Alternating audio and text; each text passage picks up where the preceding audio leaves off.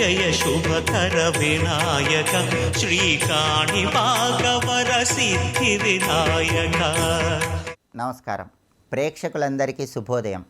ఈనాటి శుభయోగం శీర్షికన విజయ ఏకాదశికి ఉన్నటువంటి ప్రాధాన్యత ఏంటో, విజయ ఏకాదశి వెనుక ఉన్న పౌరాణిక కథ ఏంటో, విజయ ఏకాదశి సందర్భంగా ఎలాంటి విధి విధానాలు పాటిస్తే సమస్త శుభ ఫలితాలు చేకూరతాయో పరిశీలిద్దాం. మాఘమాసంలో బహుళపక్షంలో వచ్చే ఏకాదశి తిథిని విజయ ఏకాదశి అనే పేరుతో పిలుస్తారు. ఈ విజయ ఏకాదశికి ఉన్నటువంటి ప్రాధాన్యతను పరిశీలించినట్లయితే, శ్రీరామచంద్రమూర్తి సీతమ్మ వారి గురించి వెతుకుతున్నటువంటి తరుణంలో లక్ష్మణుడు బకదాల్బ్యుడు అనే పేరు కలిగినటువంటి మహర్షి దగ్గరకు వెళ్ళి లంకానగరానికి వెళ్ళాలని, అక్కడ సీతమ్మ వారు ఉందని, లంకానగరం వెళ్ళటానికి ఏదైనా తరుణోపాయం ఉందా అని అడుగుతాడు. అప్పుడు బకదాల్బ్యుడు అనే పేరు కలిగిన ఆ మహర్షి లక్ష్మణుడితో మాఘమాసంలో బహుళపక్షంలో వచ్చే ఏకాదశిని విజయ ఏకాదశి అనే పేరుతో పిలుస్తారు. ఆ రోజు శ్రీరామచంద్రమూర్తి ఏకాదశి వ్రతం చేసినా, విష్ణువుని పూజించినా చాలా సులభంగా లంకానగరం చేరి రావణుడి మీద విజయం సాధించవచ్చని లక్ష్మణుడితో పలుకుతాడు. ఈ విషయం తెలుసుకున్న శ్రీరామచంద్రమూర్తి శ్రీ మహావిష్ణువుని పూజించటం, ఏకాదశి ఉపవాసం ఉండటం ద్వారా సేతు నిర్మాణం ప్రారంభమైందని, విజయ ఏకాదశి సందర్భంగా సేతు నిర్మాణం చేసి ఆ తర్వాత లంకానగరానికి వెళ్ళి రావణాసుర సంహారం చేశాడని పౌరాణిక గ్రంథాలన్నీ తెలియజేస్తున్నాయి. కాబట్టి విజయ ఏకాదశి రోజు ఏకాదశి వ్రతం చేయటం, విష్ణువుని పూజించడం వల్లే శ్రీరామచంద్రమూర్తి సేతు నిర్మాణం అంత అద్భుతంగా పూర్తి చేయగలిగాడని, లంకానగరానికి వెళ్ళి రావణాసుర సంహారం చేయగలిగాడని ప్రామాణిక గ్రంథాలన్నీ తెలియజేస్తున్నాయి. విజయ ఏకాదశి సందర్భంగా ఎవరైనా సరే అన్నదానం చేసినా, వస్త్రదానం చేసినా, జలదానం చేసినా సమస్త శుభ ఫలితాలను సిద్ధింపజేసుకోవచ్చు. గొడుగు, పాదరక్షలు దానం చేసినా విశేషమైన శుభ ఫలితాలు చేకూరతాయి. అలాగే ప్రధానంగా ఏకాదశికి ఉన్నటువంటి అంతరార్థాన్ని మనం పరిశీలిస్తే, ఏకాదశి అంటే దానిలో ఉన్న అర్థం ఏంటంటే 5 కర్మేంద్రియాలు, 5 జ్ఞానేంద్రియాలు, 1 మనస్సు మొత్తం కలిపితే 11 అవుతుంది. ఈ 11 ఏకాదశిలో ఉన్నటువంటి అంతరార్థం. అంటే జ్ఞానేంద్రియాలు, కర్మేంద్రియాలు, మనస్సు వీటికి అతీతంగా విష్ణువుని పూజించడం ద్వారా విష్ణువు అనుగ్రహం పొందాలని చెప్పటమే ఏకాదశి అనే పదంలో ఉన్న అంతరార్థం. అలాగే ఏకాదశి రోజు ఎవరైనా సరే అన్నాన్ని స్వీకరించరాదు. దీనికి సంబంధించిన ఒక ప్రమాణ శ్లోకం కూడా ఉంది. ఆ ప్రమాణ శ్లోకం ఏంటంటే, యావంత స్త్రిసులోకేసు విద్యంతే పాపరాశయ అన్నమాశ్రిత్య తిష్టంతి సంప్రాప్తే హరివాసరే. ఇది ప్రమాణ శ్లోకం. ఈ శ్లోకం మనకేం చెప్తుందంటే, ఒకానొక సమయంలో బ్రహ్మదేవుడి చెమట నుంచి ఒక చెడు శక్తి ఆవిర్భవించి తాను ఎక్కడ ఉండాలి అని అడిగినప్పుడు బ్రహ్మదేవుడు ఏకాదశి రోజు అన్నంలో ఉండమని ఆ చెడు శక్తికి చెప్పాడని పౌరాణిక గ్రంథాలన్నీ తెలియజేస్తున్నాయి. అందుకే సృష్టిలో జీవులు అనేక రకాలుగా ఉంటాయి. అండజములు, జారజములు, ఉద్భిజములు, స్వేదజములు, ఇలా రకరకాలుగా సృష్టి జరుగుతుంది. స్వేదజములు అంటే చెమట నుంచి ఆవిర్భవించిన జీవులని అర్థం. బ్రహ్మదేవుడి చెమట నుంచి ఆవిర్భవించిన ఒక జీవి ఏకాదశి రోజు అన్నంలో ఉంటుంది కాబట్టి ఏకాదశి రోజు అన్నాన్ని స్వీకరించరాదు. అదే ఇక్కడ ప్రమాణ శ్లోకం చెప్తోంది. అన్నమాశ్రిత్య తిష్టంతి సంప్రాప్తే హరివాసరే. హరివాసరం అంటే ఏకాదశి. ఏకాదశి రోజు ఆ దుష్ట శక్తి అన్నంలో ఉంటుంది కాబట్టి అన్నాన్ని ఆహారంగా స్వీకరించరాదు. అలాగే ఏకాదశి రోజు అన్నం స్వీకరించకుండా పాలు పళ్ళు మాత్రమే స్వీకరిస్తూ ఉపవాసం ఉండి మర్నాడు ద్వాదశి ఘడియల్లో పారణ చెయ్యాలి. పారణ చేయటం అంటే ఏదో ఒక ఆహారాన్ని స్వీకరించాలి. అలా పారణ చేసేటప్పుడు ఒక శ్లోకం చదువుకోవాలని కూడా పౌరాణిక గ్రంథాల్లో చెప్పారు. ఆ శ్లోకం ఏంటంటే, అజ్ఞాన తిమిరాంధస్య వ్రతేనానేన కేశవ ప్రసీద సుముఖోనాథ జ్ఞానదృష్టి వ్రతోభవ. ఇది శ్లోకం. అంటే అజ్ఞానం అనేటటువంటి చీకటిని తొలగింపజేసుకోవటానికి కేశవ ఏకాదశి వ్రతం చేశాను, ప్రసీద సుముఖోనాథ జ్ఞానదృష్టి వ్రతోభవ. ఈ ఏకాదశి వ్రతం నాకు జ్ఞానాన్ని కలిగించాలని ఈ శ్లోకంలో ఉన్న అర్థం. పౌరాణిక గ్రంథాల్లో చెప్పిన ఈ శ్లోకం చదువుకుంటూ ద్వాదశి పారణ చెయ్యండి. అంటే ద్వాదశి ఘడియలు ఉన్నప్పుడే ఏదో ఒక ఆహారాన్ని స్వీకరించండి. ఇలా విజయ ఏకాదశి సందర్భంగా ఈ ప్రత్యేకమైన విధి విధానాలు పాటిస్తూ ఏకాదశి వ్రతంలో ఉన్న అంతరార్థం తెలుసుకుంటూ ద్వాదశి పారణ చేస్తూ ద్వాదశి గడియల్లో ఆహారాన్ని స్వీకరిస్తూ శ్రీ మహావిష్ణువు సంపూర్ణమైన అనుగ్రహానికి ప్రతి ఒక్కరూ సులభంగా పాత్రులు కండి. రేపటి శుభయోగం శీర్షికన శనిత్రయోదశి పర్వదినం సందర్భంగా శని సింగనాపూర్ క్షేత్ర వైభవం ఏంటో, శని సింగనాపూర్ క్షేత్రం వెనుక ఉన్నటువంటి కథ ఏంటో పరిశీలిద్దాం. నమస్కారం.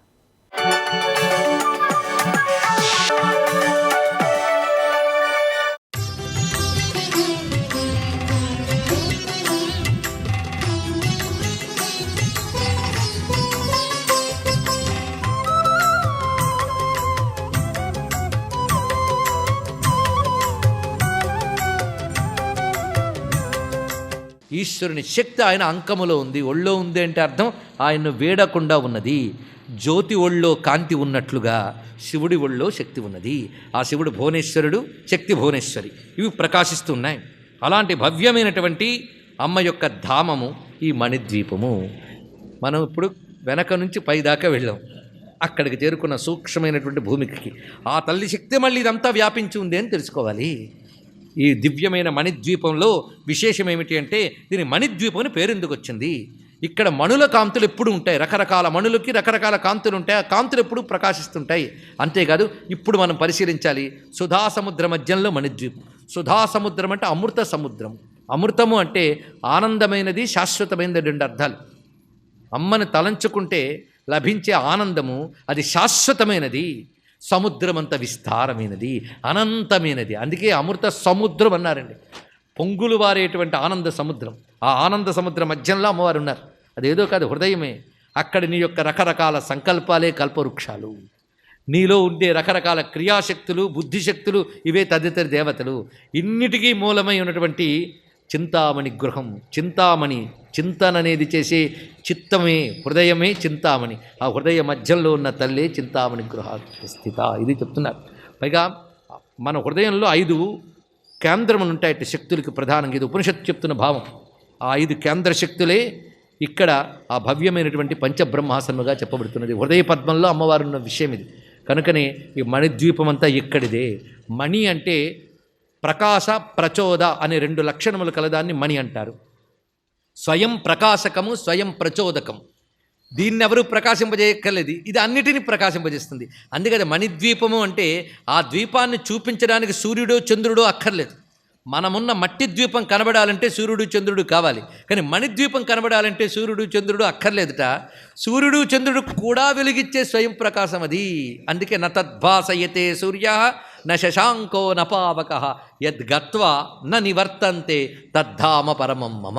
దేన్ని చేరితే తిరిగి వెనక్కి రారో, ఏది అన్నిటినీ ప్రకాశింపజేస్తున్నదో దానికి ఏ ప్రకాశం అక్కర్లేదో. నతత్ర సూర్యో భాతి నతంద్ర తారకం నేమా విద్యతో భాంతి కుతో యమగ్ని తమేవ భాంతమనుభాతి సర్వం తస్య భాషా సర్వమిదం విభాతి.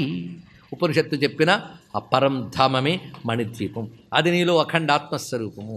ఆత్మ వల్ల పనిచేసే ఇంద్రియాల్లో రకరకాల శక్తులు, రకరకాల ప్రవృత్తులు, ఇందులో ఉన్న జల వ్యవస్థ, పంచభూత వ్యవస్థ, ఇవే షడ్రుతు శక్తులు. ఎలా చూడాలయ్యా దీన్ని దాన్ని కలిపి అంటే ఎలా చూడాలో భావనోపనిషత్తు చెప్తోంది. దాన్ని మరింత తెలుసుకోవడానికి భాస్కర్ రాయల వారు రమ్యమైన భాష్యాన్ని అందించారు. ఆ భావనోపనిషత్తు యొక్క పరమార్థం తెలియాలి. మనం చేస్తున్న పూజకి పదానికి అర్థం ఏమిటో ఆలోచించాలి. జడంలా చేసుకెళ్ళిపోకూడదు. ఆవరణలు చేస్తున్నాం, చక్రం చేస్తున్నాం, ఖడ్గమాలు ఇంత కుంకుమ పడేస్తున్నాం, కానీ అందరూ ఏం చెప్తున్నాడు? గంధాకర్షణ, రూపాకర్షణ, రసాకర్షణ అంటుంటే ఏమిటి అర్థమైంది మనకి? ఎదురుగా ఒక రూపం ఉంది, అది నువ్వు చూడాలి, తెలుసుకోవాలి. అప్పుడే కదా నీకు సుఖమో దుఃఖమో. ఆ రూపాన్ని చూడగలిగే శక్తి ఎవరు? ఆ రూపాన్ని కర్షించి నీకు ఇచ్చే శక్తి నీలోనే ఉంది. రసాకర్షిణి, ఎదురుగా ఆహార పదార్థం ఒకటి ఉంది, ఆ రసాన్ని కర్షించే శక్తి నాలుగున్నది. ఎవడిచ్చాడు అక్కడ? ఒక వాసన, అబ్బా వాసన ఇస్తుందండి, ఎవడు అక్కడ రసాన్ని, వాసనని కర్షించే శక్తి ఎవరు? పరిశీలించు, అది నీలోనూ ఉంది. అలా ఒక్కొక్కటి వెళ్ళండి, మొత్తం ఇక్కడే కనిపిస్తుంది. సర్వశక్తులు ఈ శరీరంలో కనిపిస్తాయి. ఇన్ని శక్తులకు మూలమై, కేంద్రమై, బిందువై సహస్రార కమలంలో ప్రకాశిస్తున్న మణిద్వీప వాసిని చూడాలి. కనుక అమ్మ వెలుగుతో ప్రకాశిస్తోంది ఈ శరీరం అని తెలిస్తే, ఆ సాధకుడి శరీరం యోగ శరీరం, ఆ సాధకుడి శరీరం మణిద్వీపం. వాడు తన హృదయమనే చింతామణి గృహంలో అమ్మవారిని నిరంతరం దర్శిస్తూ ఉంటాడు. అది దర్శించగలిగితే మణిద్వీపం ఇక్కడే ఉన్నది. ఇది తెలుసుకోవాలి. బాహ్య ప్రపంచం మనకు చాలా దూరమైనది, మణిద్వీపం మనకు చాలా దగ్గరైనది.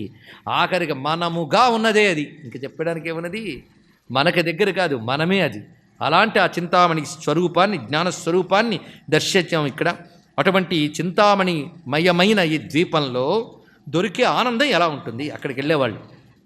ఎందుకంటే సగుణంగా ఆరాధించే భక్తులు ఈ లోకానికి చేరతారన్నారు కదా, వాళ్ళు ఎలా ఉంటారో చూడండి. వాళ్ళకి దొరికే ఆనందం. పరాభక్తి ఉన్న వాళ్ళు ఇక్కడికి చేరతారని నేను చెప్పుకున్నాం కదా. వాళ్ళు ఎలా ఉంటారు అంటే నా రోగ ఫలితం, వాళ్ళ దేహానికి రోగం ఉండదు, అలాగే జుట్టు పండిపోవడం, శరీరం ముడతలు పడడం ఇవేమి ఉండవు. ఎంత బాగుంది కదా, అలా ఉంటుంది అక్కడ.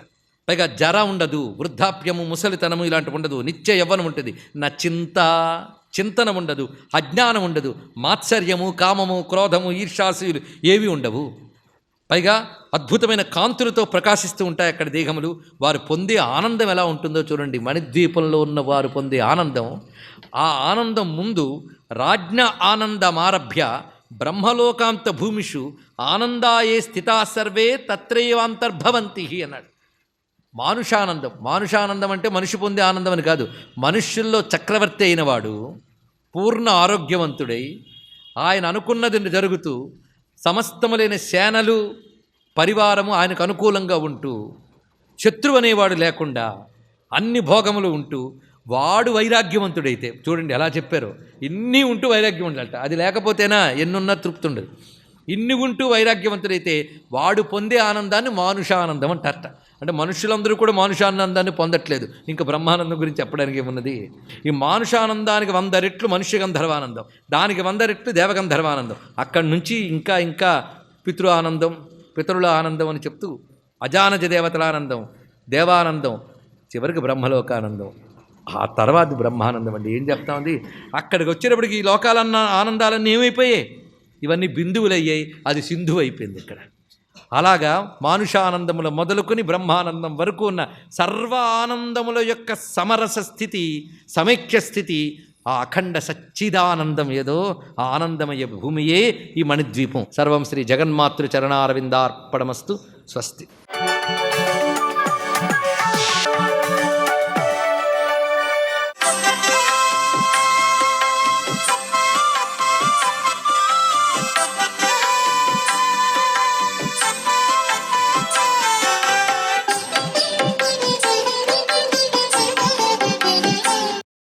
ఓం నమో నారాయణాయ.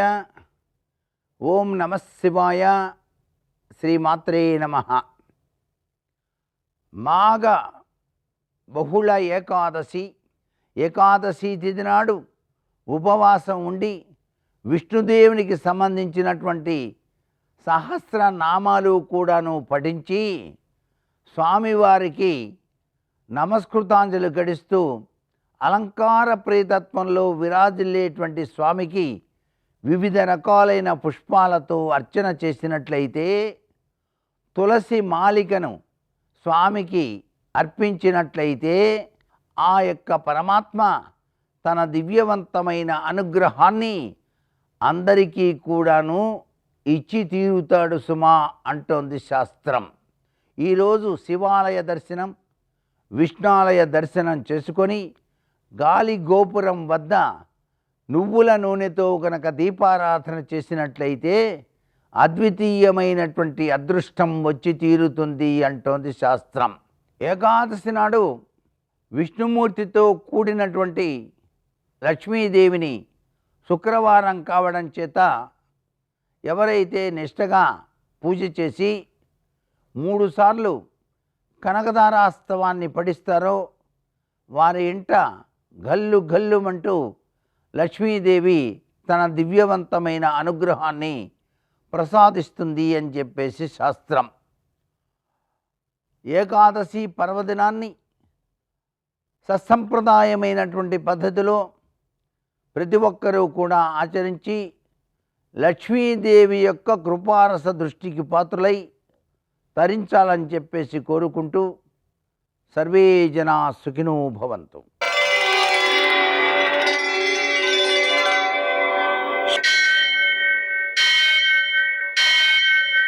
సహస్రశీరుషం దేవం విశ్వాక్షం విశ్వశంభువం విశ్వం నారాయణం దేవమక్షరం పరమం పదం విశ్వతః పరమాం నిత్యం విశ్వం నారాయణగుం హరిం విశ్వమేవేదం పురుషస్తద్విశ్వముపజీవతి ఆదిం విశ్వస్యాత్మేశ్వరగుం శాశ్వతగుం శివమచ్యుతం నారాయణం మహాజ్ఞేయం విశ్వాత్మానం పరాయణం.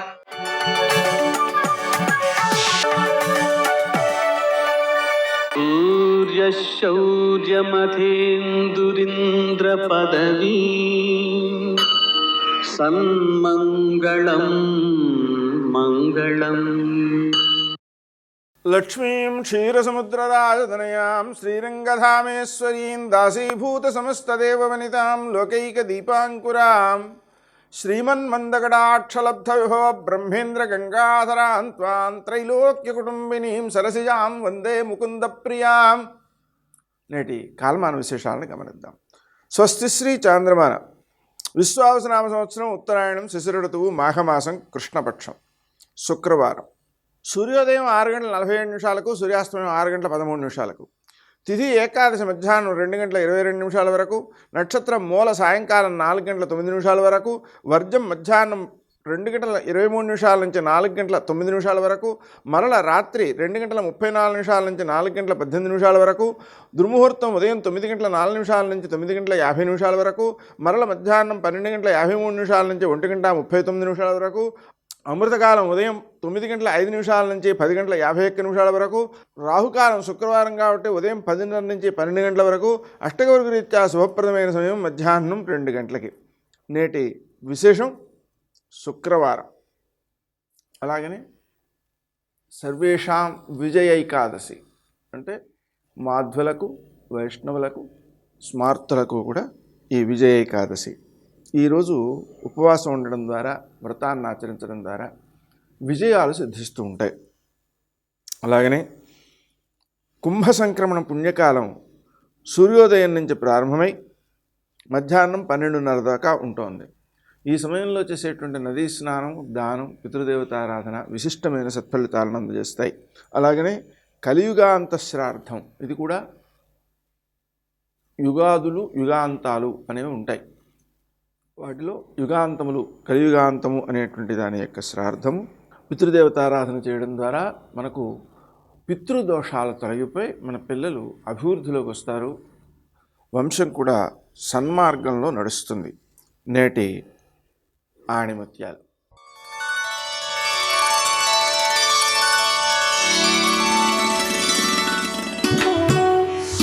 దేనినైతే స్మరిస్తూ ఉంటామో కొన్నాళ్ళకు మనం అదే విధంగా మారుతాం.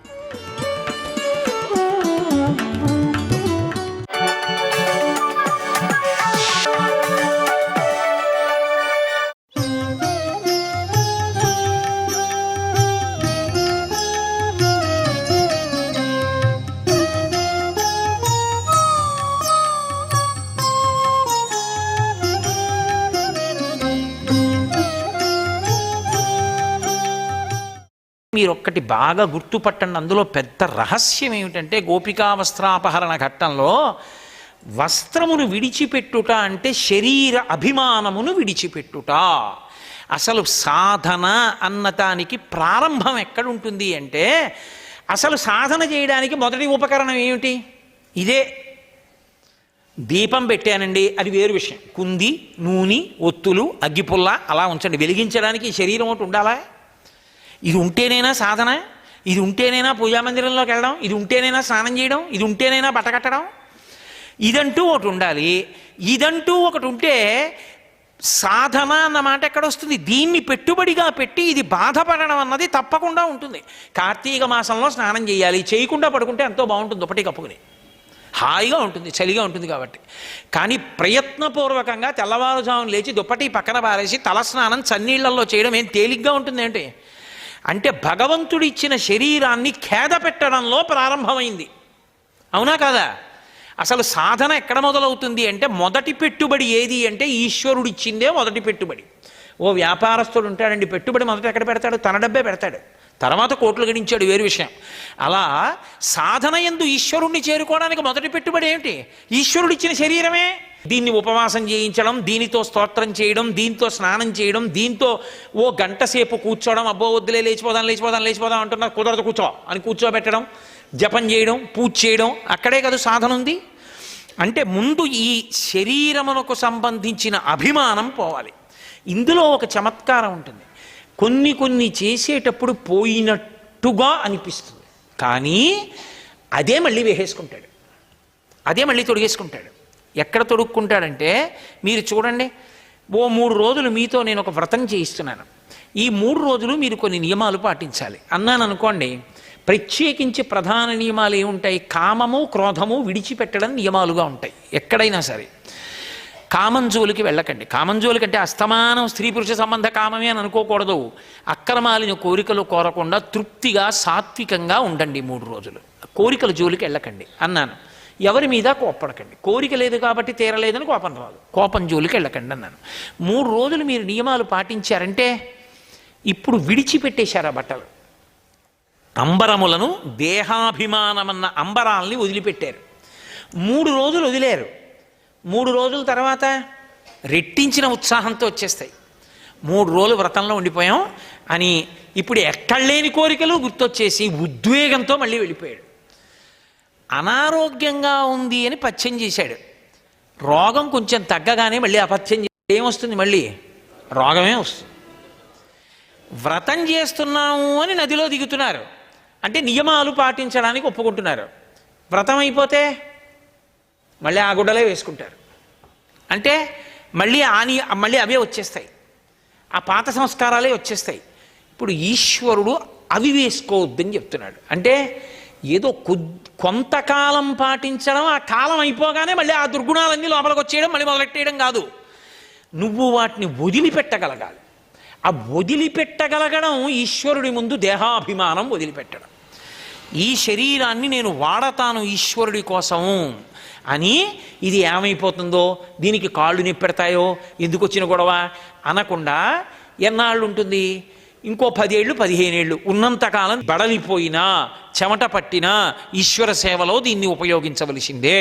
అదే నాకు ఉత్తర జన్మలకి పెట్టుబడి. కాబట్టి నేను తప్పకుండా భగవంతుడు ఇచ్చాడు కాబట్టి వాక్కు స్తోత్రం చేయవలసిందే, నువ్వు పడు బాధ అని తీసుకెళ్ళి కూర్చోబెట్టాను అనుకోండి. ఇప్పుడు నేను దేహాభిమానాన్ని గెలిచాను, ఇది సుఖపడదామన్న దాన్ని ఖేద పెట్టడానికి సిద్ధపడ్డాను. ఇది రావాలి, దేహాభిమానం విడిచిపెట్టేటట్టు చెయ్యాలి. వాళ్ళకి దేహాభిమానం బట్టలతో ఉందా? నీళ్లు పట్టు కూర్చున్నారు ఇప్పుడు వాళ్ళు. కాబట్టి ఈశ్వరుడి ముందు దేహాభిమానం విడిచిపెడితే తప్ప అసలు వ్రతం ఫలించదు. ఎందుకని నేను ఈ మాట అంటున్నానంటే, దేహాభిమానము అన్న మాటలో ఎన్నుంటాయంటే మీరు చూడండి. ఏమంటే గోచి పోసి పంచి కట్టుకోండి అన్నాను అనుకోండి, వెంటనే అంటే గోచి పోయడం అండి ఏం బాగుంటుందండి ఆ గోచి పోసి పంచి కట్టుకునేవన్నీ, ఏదో ఇలా తిప్పేసి కట్టుకుంటానండి అంటాడు. వేదం అంది వికచ్చ అనుత్తరీయశ్చ నగ్నశ్చ అవస్త్రయేవచ. గోచి పోసి పంచ కట్టుకోకుండా పైన పురుషుడు బనీనవి తీసేసి ఉత్తరీయం ఒకటి వేసుకుని మాత్రమే పూజ చేస్తేనే ఈశ్వరుడు స్వీకరిస్తాడు. కాబట్టి వేదం ప్రమాణం. ఇప్పుడు నీకు ఇష్టం ఉందా లేదాతో సంబంధం లేదు, అది ఈశ్వర ప్రోక్తం, నువ్వు చెయ్యాలంతే. ఇప్పుడు నీ అభిమానంతో సంబంధం లేదు. గోరు చుట్టు వచ్చింది, డాక్టర్ గారు కూర్చోబెట్టి కోసేస్తానన్నాడు. అయ్యి బాబోయ్, ఈ వేలండి ఎంత అభిమానం అనండి, దాన్ని కోసేస్తారా అంటే గోరు చుట్టు ఉంచుకుంటావా? కోయించుకోవాలంతే. నువ్వు తరించాలనుకుంటే దానికి గోచి పోసి పంచి కట్టి కూర్చోబెట్టాలి దాన్ని. దేహాభిమానమును గెలిస్తే తప్ప ఈశ్వరుణ్ణి చేరడం సాధ్యం కాదు. బొట్టు పెట్టుకోవడమే కష్టమైన వాడు ఈశ్వరోపాసనం ఏం చేస్తాడు? ఎన్నాళ్ళు భాగవతం వింటే వాడి పనికి వస్తుంది. అది బొట్టు పెట్టుకోవడం కష్టం వాడికి. అక్కడ మచ్చ వస్తే ఏం చేస్తాడు? ఎర్రగా ఇంత బొట్టు పెట్టుకోరా అంటే వాడికి కష్టం. వాడికి నేను బతికున్నంతకాలం భాగవతం చెప్తే ఉపయోగపడుతుందా? అసలు దేహాభిమానం వదలని వాడికి. కాబట్టి దేహాభిమానమును విడిచిపెట్టనిదే వ్రతము ఫలించదు. అందుకని మీరు దేహాభిమానం విడిచిపెట్టవలసి ఉంటుంది. ఇది ఆంతర సందేశం. అయితే ఏమంటే ఆయన ఒకడే ఉండాలి కదా, వీళ్ళందరూ ఎందుకు అంటే మీరు ఒక్క మాట వినండి. దేహాభిమానముడు విడిచిపెట్టుట అనేటటువంటి మాట యందు ఒక్క పరబ్రహ్మము కాదు, మనము చేసేటటువంటి కర్మలకు సాక్షులు ఎవరు అంటే పంచభూతములు. అంటే పృథివీ ఆపస్ తేజో వాయు ఆకాశములు సూర్యచంద్రులు దిక్కులు అంతర్యామి, వీళ్ళందరూ సాక్షులుగా ఉంటారు. వాళ్ళందరే గోపాల బాలురుగా ఉన్నారు. సర్వం శ్రీ ఉమామహేశ్వర పరబ్రహ్మార్పణమస్తు. స్వస్తి.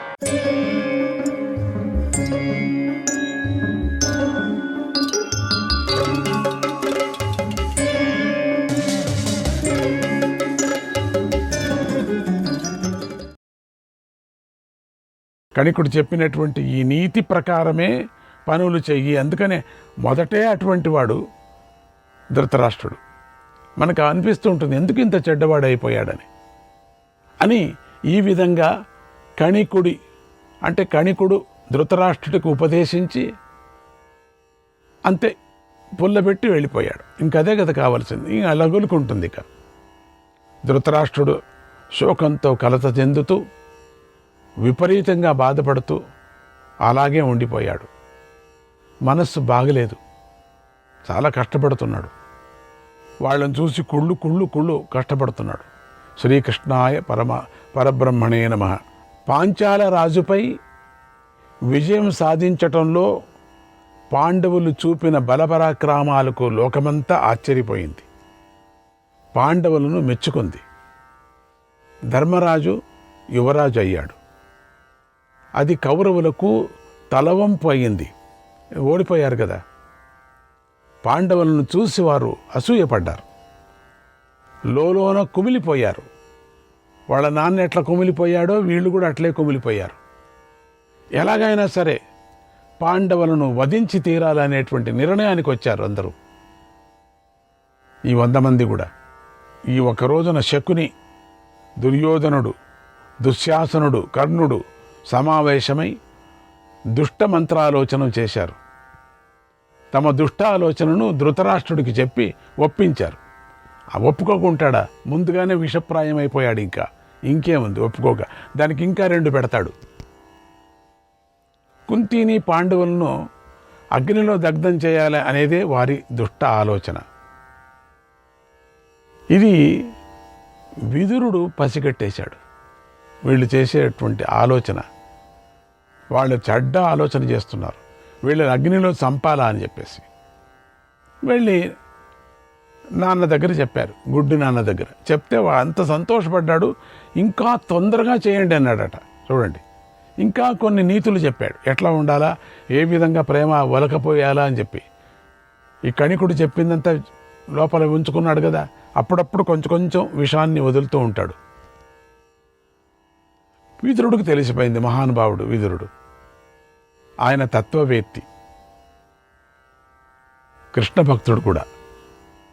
వారి ముఖ కవళికలను చూసి వాళ్ళు ఎట్లా మాట్లాడుకుంటున్నారో వారి మనస్సులను చదివేస్తాడు ఆయన. ఆ బుద్ధిమంతుడు, చాలా బుద్ధిమంతుడు. దుర్మార్గులైన వారి ఆకారం చేతనే వారి రహస్యాలోచనలు తెలుసుకుంటున్నాడు విదురుడు. అటువంటి వాడు కేవలం వాళ్ళ కంటి చూపు ఎట్లా ఉందో ఆ చూపుతో తెలుసుకుంటారు. కంటి భాష అని ఒకటి ఉంది, మీకు అందరికీ తెలుసు. కంటి భాష అంటే అది న్యాయంగా కంటి భాష ఉంది. కంటితోనూ చూస్తూ యుద్ధం చేయటం. దృష్టి యుద్ధం, ముష్టి యుద్ధం, రెష్టి యుద్ధం, ఇవన్నీ ఉన్నాయి. అంటే ఒక్కొక్క యుద్ధానికి ఈ కంటితో చూసేటువంటి యుద్ధం అంటే ఒకరి మీద ఒకరి కన్నుతో చూడటం, కన్ను ఆర్పకోకుండా, దాన్ని ఫేస్ రీడింగ్ అంటారు కూడా. అటువంటి ఫేస్ రీడింగు ఉండినటువంటి వాడు, చాలా మంచివాడు. విదురుడు అంటే చాలా మంచి భక్తుడు. ఇది పసిగట్టాడు. వీళ్ళు మంత్రాలోచన చేయటం, గుసగుసు ఆడటం, వీళ్ళు వెళ్ళి ధృతరాష్ట్రుడితో చెప్పటం అంతా చూస్తున్నాడు. వారి రహస్యాలోచనలు తెలుసుకున్నాడు. పాండవులకు మేలు చేయాలనుకున్నాడు. కుంతిని పాండవులను రక్షించాలని దృఢంగా నిశ్చయించుకున్నాడు. వెంటనే గాలి తాకిడికి, తరంగాల ఒత్తిడికి తట్టుకోగలది, యంత్రాలతో కూడి ఉన్నటువంటి జెండాలు గలదైనటువంటి ఒక దృఢమైన నౌకను తయారు చేయించాడు. మంచి అద్భుతమైనటువంటి ఒక నౌక తయారు చేశారు. తర్వాత విదురుడు కుంతి వద్దకు వచ్చి, అమ్మ, ధృతరాష్ట్రుడు ఈ కురువంశ కీర్తి ప్రతిష్టలను, వంశాన్ని నాశనం చేయటానికే పుట్టాడు. పక్షపాత బుద్ధిని చూపిస్తున్నాడు ధృతరాష్ట్రుడు. పుత్ర వ్యామోహంతో సనాతన ధర్మ మార్గాన్ని విడిచిపెట్టాడు. ఈ నౌకను మిమ్మల్ని రక్షించటానికే తయారు చేయించాను. ఇది గాలి తాకిడికి తట్టుకుంటుంది, ఎలాంటి ప్రవాహంలో అయినా సుఖంగా సాగుతుంది. నువ్వు నీ పుత్రులతో కలిసి ఈ నావ మీద ప్రయాణించు. ఈ నావ ద్వారా మీరు మృత్యుపాశం నుండి తప్పించుకుంటారు అన్నాడు. ఆ మాటలు విని కుంతి ఎంతో బాధపడింది. ఏంటి ఈ పని చేస్తున్నారా వీళ్ళు? కుమారులతో కలిసి నావలో కూర్చొని గంగానదిలో ప్రయాణం చేసింది. నావ ఒడ్డుకు చేరుకుంది. అప్పుడు పాండవులు విదురుడు చెప్పిన మాటలను గుర్తు చేసుకొని తాము ప్రయాణించిన నావను ధ్వంసం చేసి గంగలో కలిపేశారు. కౌరవులు ఇచ్చిన ధనం తీసుకొని వారు ఏ విఘ్నాలు లేకుండా, బాధలు లేకుండా అడవిలోకి వెళ్ళారు. వారణావతంలో ఉన్నటువంటి లక్క ఇంటికి చేరారు. అంతా అక్కడ ఒక కారణం వల్ల ఒక బోయ స్త్రీ తన ఐదుగురు కుమారులతో కలిసి బస చేసి ఉంది. అక్కడ ఎంత తప్పు చేయకపోయినప్పటికీ కూడా ఆమె తన 5 పుత్రులతో కలిసి ఆ లక్క ఇంటిలో కాలిపోయింది. పాపం. అక్కడే ఆ గృహాన్ని నిర్మించినవాడు పాపి, నీచులతో అధముడు అయినటువంటి పురోచనుడు కాలిపోయాడు.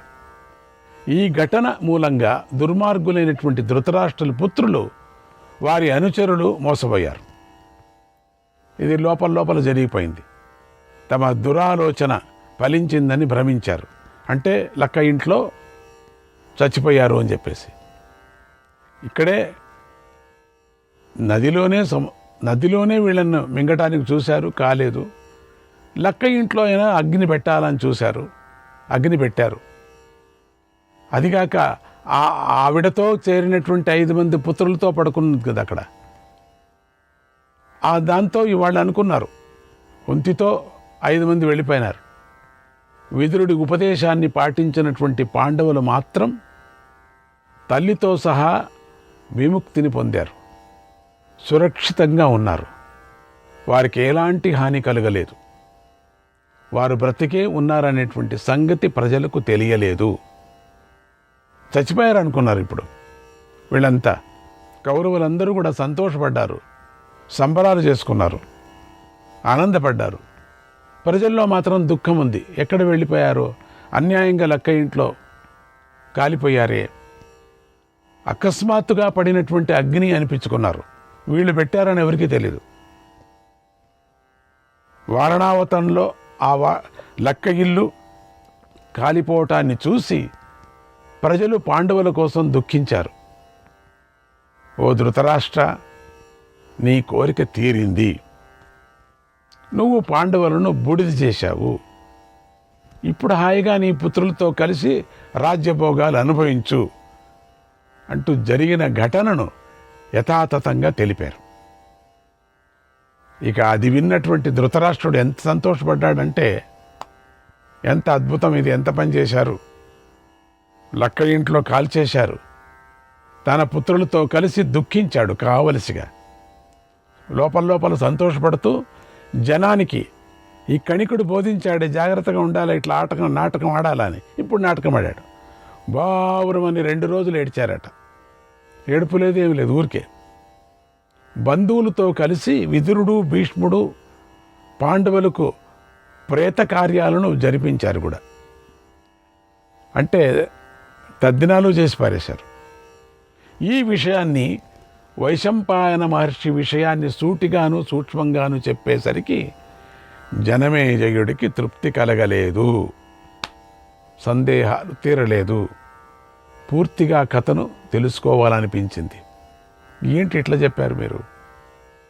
నావ ఏమిటి, అక్కడ వెళ్ళటం ఏమిటి, లక్క ఇల్లు ఎప్పుడు తయారైంది, లక్క ఇంట్లో వాళ్ళను పెట్టడం ఏమిటి, లక్క ఇంట్లో వాళ్ళు ఉన్నారా లేదా, లక్క ఇంట్లో ఆవిడెవరు, ఆవిడ 5 మంది పుత్రులతో అది ఏంటి, ఆవిడేం చేస్తుంది అక్కడ, మరి అక్కడి నుంచి ఎక్కడికి వెళ్ళారు వీళ్ళు? ఇది చెప్పకోకుండా ఏదో పైన అట్లా ఏదో ట్రయల్ లాగా చెప్పేశావు నువ్వు. అది నాకెందుకో తృప్తి కలగలేదు. వైశంపాయనుడితో, ఓ మహర్షి, లక్క ఇల్లు మాత్రమే కాలిపోయింది, పాండవులు బయటపడ్డారు అని సూక్ష్మంగా చెప్పిన ఈ విషయాలను నాకు విస్తారంగా చెప్పండి, నాకు వినాలని ఉంది. కౌరవులు చేసిన ఈ పని అత్యంత క్రూరంగా ఉంది కదా, నీచాతి నీచంగా ఉంది. కనుక దీన్ని ఉన్నది ఉన్నట్లుగా చెప్పండి. వాళ్ళు ఏమేమి చేశారు చెప్పండి. దీన్ని వినాలని నాకెంతో కుతూహలంగా ఉంది అన్నాడు. వైశంపాయనుడు ఇలా చెప్పాడు. ఓ జనమేజయ, అలాగే చెప్తాను, శ్రద్ధగా విను. అందరిలోనూ భీముడు బలశాలి. అస్త్రవిద్యలో అర్జునుడు శ్రేష్ఠుడు, నేర్పరి. వాడిని తలుచుకుంటూ దుర్యోధనుడు పరితపించిపోయాడు. దినము ఏడుపే దుర్యోధనుడు. ధృతరాష్ట్రుడు ఏడిపే, దుర్యోధనుడు ఏడిపే. అతడి మనస్సు చెడిపోయింది. అప్పుడు కర్ణ శకునులు అనేక ఉపాయాలతో పాండవులను చంపాలని భావించారు వాళ్ళంతా కూడా. పాండవులు మాత్రం విదురుడి ఉపదేశాన్ని పాటిస్తూ కౌరవుల కుట్రలను వారిస్తూ వచ్చాడు. ఇక్కడ విదురుడు ఒకడున్నాడు కదా, అందుకని వాళ్ళు ఏదేది మాట్లాడుకుంటారో అంతా ఈయనకి తెలుసు. వినాల్సిన పని లేదు. గోడ దగ్గర వెళ్ళి వాళ్ళ ప్రవర్తనలోనే కనిపెడుతూ ఉంటాడు విదురుడు. ఏవో చెప్పాల్సిన పని లేదు ఎవరు కూడా. విదురుడు యొక్క మనుషులు తిరుగాడుతుంటే వాళ్ళ యొక్క మనసులో ఏముందో తెలుసుకునేటువంటి శక్తి వానికి ఉంది విదురుడికి. అందుకని విదురుడు యొక్క ఉపకారంతో తగిన ప్రతీకారాన్ని చేస్తూ వచ్చారు వాళ్ళు. కానీ పాండవులు మాత్రం జరిగే కుట్రలను బయట పెట్టలేదు, అట్లే ఉన్నారు. ఎవరు చేస్తున్నారని తెలుసు, ఎవరికి చెప్పలేదు. ఆ రోజుల్లో ప్రజలకు పాండవులంటే ఇష్టం ఏర్పడింది. వారు పాండవుల గుణాలు చూసి సభలలోనూ సమావేశంలోనూ వారి గుణాలను స్తుతించారు. పాండుపుత్రుల్లో పెద్దవాడు ధర్మరాజు. ఆ ధర్మరాజుకు రాజ్యాన్ని అప్పగించే కాలం అతి దగ్గరలోనే ఉంది అని వీధుల్లోనే చెప్పుకోసాగారు. ధృతరాష్ట్ర మహారాజు అంధుడు కాబట్టి రాజు కాలేకపోయాడు. భీష్ముడు సత్యవ్రతుడు, గొప్ప వ్రతనిష్ట గలవాడు. ఆ భీష్ముడు ఎప్పుడో రాజ్యత్యాగం చేశాడు కనుక ఆ భీష్ముడు రాజ్యాన్ని తీసుకోడు. ఇక ధర్మరాజే రాజు కావటానికి తగినవాడు. తే వయం పాండవ జ్యేష్టం, తే వయం పాండవ జ్యేష్టం తరుణం వృద్ధశీలినం, తరుణం వృద్ధశీలినం అభిషించామ సాధ్వద్య సత్య కారుణ్య వేదినం, సత్య కారుణ్య వేదినం. పాండుకుమారుల్లో ధర్మరాజు జ్యేష్ఠుడు, యువకుడైన పెద్దరికం గలవాడు, సత్యం దయా కలవాడు, వేదవేత్త. ఇప్పుడు ఇతడికి రాజ్యాభిషేకం చేద్దాం, అతడిని రాజు చేద్దాం. అతడు ఇటు భీష్ముణ్ణి అటు పుత్రులతో సహా ధృతరాష్ట్రుణ్ణి ఆదరిస్తాడు, సుఖపెడతాడు అని ఇలా ధర్మరాజును ప్రేమించే ప్రజలు మాట్లాడుకున్నటువంటి మాటలు విని దుర్యోధనుడు సహించలేకపోయాడు. దురాలోచనతో తప్పించిపోయాడు. అసహనంతో దుఃఖిస్తూ ఆ దుర్మార్గుడు ధృతరాష్ట్రుడి వద్దకు వచ్చాడు. అప్పుడు ధృతరాష్ట్రుడు ఒంటరిగా ఉన్నాడు. ప్రజలు ధర్మరాజుపై ప్రకటిస్తున్నటువంటి అనురాగాన్ని తలుచుకొని దుర్యోధనుడు విపరీతంగా బాధపడ్డాడు. అంటే డీటెయిల్గా చెప్తున్నారు నెక్స్ట్ ఇక్కడ ఏమేమి జరిగింది అని. తండ్రి వద్దకు వెళ్ళి ఇలా అన్నాడు, ఓ తండ్రి, పుర ప్రజలు మాట్లాడుకుంటున్న మాటలు నేను విన్నాను. వాళ్ళ యొక్క అభిప్రాయాలు గ్రహించాను నేను. అవి మనకెంతో చాలా కీడు కలిగిస్తున్నాయి అనిపిస్తుంది. వారు నిన్ను కాదన్నారు, భీష్ముడిని కూడా కాదన్నారు. ధర్మరాజే రాజు కావాలని కోరుతున్నారు. భీష్ముడేమో రాజ్యాన్ని స్వీకరించనని నిర్ణయించుకున్నాడు. అందుచేత ఆయనకు అభిలాష లేదు. అయితే ప్రజలు మాత్రం మన విషయంలోనే వేరుగా ఆలోచిస్తున్నారు. మనకు బాధ కలిగేలాగా చేయాలని చూస్తున్నారు. పాండురాజు తన సద్గుణాలతో రాజ్యాన్ని, ప్రజాభిమానాన్ని పొందాడు. నువ్వు అంధుడివి కావటం వల్ల రాజ్యాన్ని పొందలేకపోయావు. అందుచేత ఇప్పుడు పాండురాజు రాజ్యానికి పాండవుల్లో పెద్దవాడైనటువంటి ధర్మరాజే రాజు అవుతాడు. అతడి తరువాత రాజ్యాధికారం అతడి కొడుకు వస్తుంది కదా. అతడి నుండి అతడి కుమారుడికి అధికారం వెళ్ళిపోతుంది. నాకు మాత్రం రాదు అని నిశ్చయం అయిపోయింది కూడా, తీర్మానం చేసుకున్నాడు. అందుకోసం అందరినీ చంపాలనే దృష్టి అనిపిస్తుంది. వీడి యొక్క తీర్మానం అయిపోయింది, ఇక రాజ్యం ఎప్పటికీ నాకు రాదు. ఎందుకంటే అట్లా ఉంది అది, ఆ శాసనం అట్లా వచ్చేసింది. అందరూ ఒప్పుకునేటువంటి శాసనంగా ఉంది. ఒక న్యాయంగా ఉన్నది అది, ఒక న్యాయబద్ధంగా ఉన్నది ఇది. కనుక ఓ రాజా, మనం ఇలా పుత్రులు పౌత్రులతో సహా రాజ్యాన్ని కోల్పోతాం, లోకంలో చులకన అయిపోతాం, మనల్ని ఎవరూ గౌరవించరు. ఓ మహారాజా, ఇంతకంటే నరకమే లేదు. నేనొక మంచి మాట చెబుతున్నాను విను. మనమంతా పాండవులు పెట్టిన కూడు అన్నం కోసం ప్రాకలాడకుండా ఉండాలంటే నువ్వు కూటనీతిని పాటించు. నరకం లాంటి దాస్యంలో పడిపోకుండా ఉండాలంటే నువ్వు కూటనీతిని పాటించు, మోసాన్ని ఆశ్రయించు అని పెద్ద కొడుకు చెప్తున్నాడు. పెద్ద కొడుకు మీద విపరీతమైన వ్యామోహం ధృతరాష్ట్రుడికి. నువ్వు ముందుగా ఈ రాజ్యాన్ని పొందితే నీ తర్వాత మేము రాజ్యాన్ని పొందుతాం.